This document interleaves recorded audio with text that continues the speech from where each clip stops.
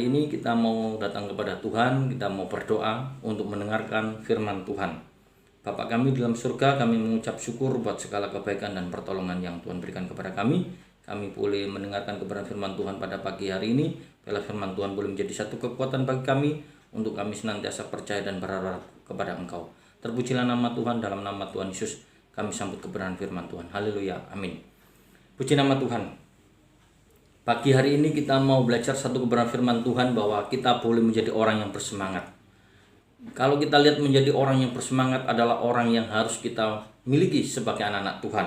Kita tahu bahwa menjadi orang yang bersemangat itu kita harus berani menghadapi masalah. Kita tahu bahwa saat ini setiap persoalan itu datang kepada siapa saja. Setiap orang mengalami permasalahan, apalagi di pandemi saat ini. Semua orang mengalami dampak. Kita yang kaya, yang miskin, yang tua, yang muda, anak-anak, semuanya menghadapi berbagai macam persoalan, yaitu adanya pandemi yang dihadapi oleh semua orang. Bukan hanya kita, tapi seluruh dunia pun menghadapi. Terlepas kita sebagai anak-anak Tuhan, kita pun juga menghadapi permasalahan yang sama. Karena itu kita sebagai anak-anak Tuhan tidak akan luput dari persoalan ataupun pergumulan. Kita semua adalah manusia yang selama hidup di dunia ini tentu kita memiliki persoalan yang berbeda-beda. Kalau saat ini ada satu kesamaan, kita menghadapi pandemi corona. Namun dalam setiap permasalahan kita pribadi lepas pribadi, kita juga punya masalah. Namun kita mau belajar bahwa ketika kita punya masalah, kita boleh belajar bahwa kita tidak boleh menyerah. Walaupun tantangan yang cukup berat datang menimpa dalam kehidupan kita, kita tetap memiliki semangat. Walaupun persoalan itu kita gambarkan seperti badai pun datang dalam hidup kita, kita mau tetap memiliki semangat. Sebagai anak-anak Tuhan, kita tidak boleh menyerah. Sebab pencobaan yang kita alami itu tidak pernah melebihi dari kekuatan kita. Seperti yang disebutkan di dalam 1 Korintus 10 ayat yang ke-13 dikatakan demikian. Pencobaan-pencobaan yang kamu alami adalah pencobaan-pencobaan biasa yang tidak melebihi kekuatan manusia. Sebab Allah setia, dan karena itu Ia tidak membiarkan kamu dicobai melampaui kekuatanmu. Pada waktu kamu dicobai, Ia akan memberikan kepadamu jalan keluar sehingga kamu dapat menanggungnya. Ini adalah satu pesan dari firman Tuhan yang disampaikan oleh Rasul Paulus. Ketika dia melihat peristiwa ini, dia mengutip dari kitab Keluaran. Kita tahu di dalam kitab Keluaran kita melihat betapa luar biasanya kasih setia Tuhan di dalam pemeliharaan bangsa Israel. Di mana bangsa Israel itu melihat kuasa Tuhan, kasih Tuhan yang luar biasa. Bangsa Israel dipelihara oleh Tuhan. Bangsa Israel diizinkan melihat mujizat Tuhan. 10 tula ditunjukkan kepada bangsa Mesir, di mana Allah menyatakan dirinya Allah yang luar biasa, yang bisa menghancurkan dewa-dewanya orang Mesir dengan 10 tula. Tuhan yang sanggup membawa umat Tuhan untuk keluar dari tanah Mesir melalui pernyataan Tuhan, melalui kasih setia Tuhan. Di dalam kitab Keluaran kita bisa melihat Allah secara luar biasa menyatakan dirinya kepada bangsa Israel. Dia menunjukkan kebesarannya kepada bangsa Israel. Karena itu Rasul Paulus memberikan satu nasihat di dalam hidup kita sebagai anak-anak Tuhan untuk tetap hidup di dalam semangat. Kita tahu hidup kita penuh tantangan. Kita tahu hidup saat ini hidup penuh kesulitan. Kita mau belajar untuk memiliki semangat di dalam mengikut Tuhan. Kita tahu apa yang dikatakan oleh Rasul Paulus ini adalah sebagai peringatan. Bangsa Israel yang sudah melihat kuasa Tuhan yang luar biasa, menerima 10 hukum Tuhan melalui 2 loh batu yang Tuhan berikan melalui Musa. Itu adalah tanda-tanda yang dimana Tuhan memberikan kuasanya kepada bangsa Israel. Namun kita boleh belajar, Rasul Paulus mengingatkan supaya kita tetap memiliki semangat. Orang-orang yang melihat mujizat Tuhan pada waktu itu, mereka adalah bukan orang-orang yang semangat, sehingga mereka binasa di padang gurun. Pada pagi hari ini kita mau belajar.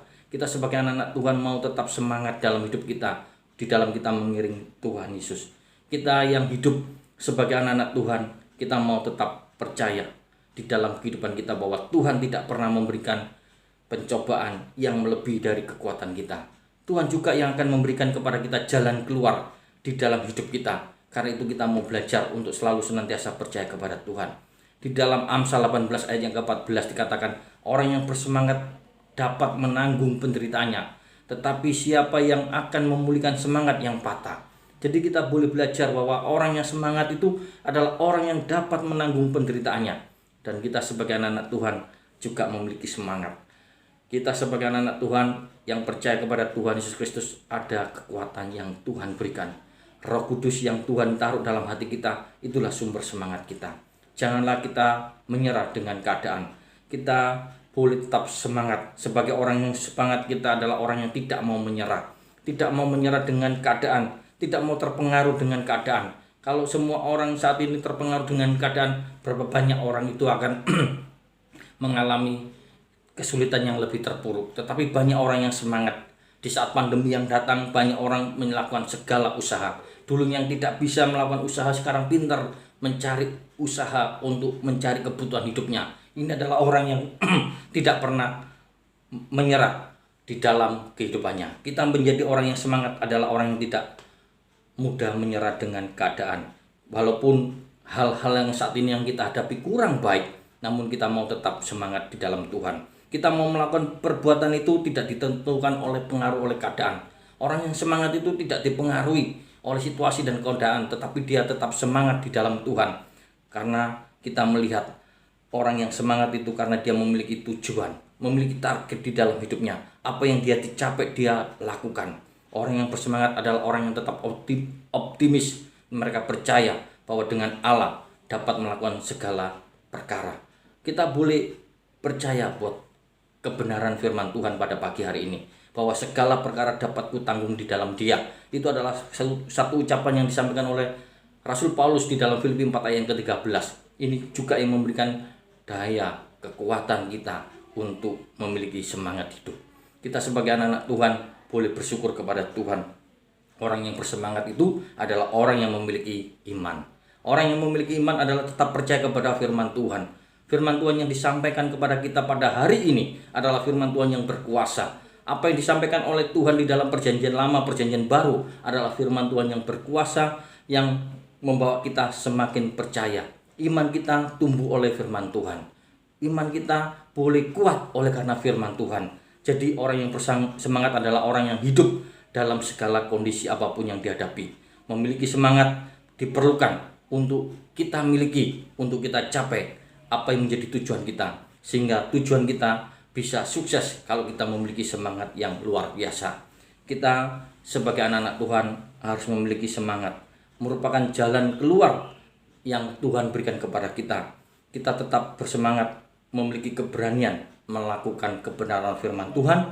Kita tidak menyerah dengan keadaan, kita tetap teguh pada janji Tuhan.